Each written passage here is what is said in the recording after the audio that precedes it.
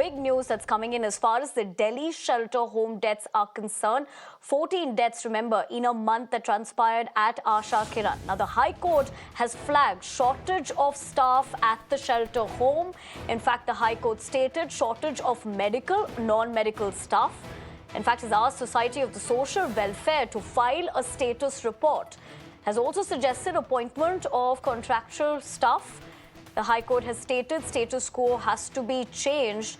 And we're also picking up that breaking input where the Social Welfare Secretary has responded to the High Court by saying will personally monitor the situation. Gaurav Srivastava, my colleague, joins me for more. Gaurav, good afternoon. जहां तक ये directive भी कहा गया है, क्या कुछ जानते हैं हम इस वक्त?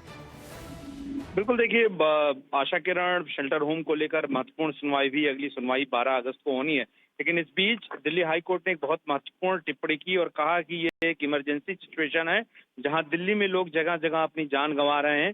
एक महीने में 14 लोग एक शेल्टर होम में उनकी जान चली जाती है। क्या उन लोगों की जान की कोई कीमत नहीं है?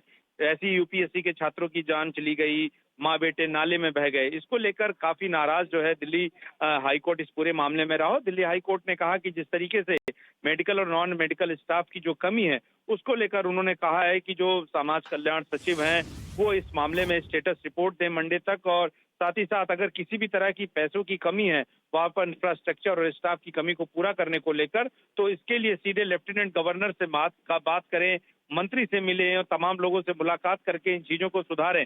तो हाईकोर्ट ने यह भी कहा है कि जैसी भी अभी भी स्टेटस क्वो वहां पर बना हुआ है उसमें किस बदलाव करना बहुत जरूरी है।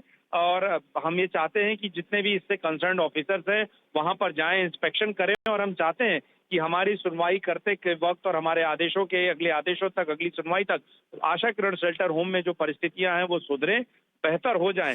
ऐसा ना हो कि जो अधिकारी हैं वो खुद को असहाय समझते रहें और खुद के असहाय बनते बनते इतने हेल्पलेसनेस में वो आम लोगों की मदद ना कर सके, क्योंकि अगर अधिकारी ऐसा सोचेंगे तो आम लोगों की मदद कौन करेगा। तो कुल मिलाकर हाईकोर्ट ने तमाम सारी टिप्पणियां की हैं। इसके अलावा हाईकोर्ट ने मोबाइल टॉयलेट भी इंस्टॉल करने के लिए कहा गया है और इसके साथ ही साथ एम्बुलेंस भेजने के लिए कहा गया है।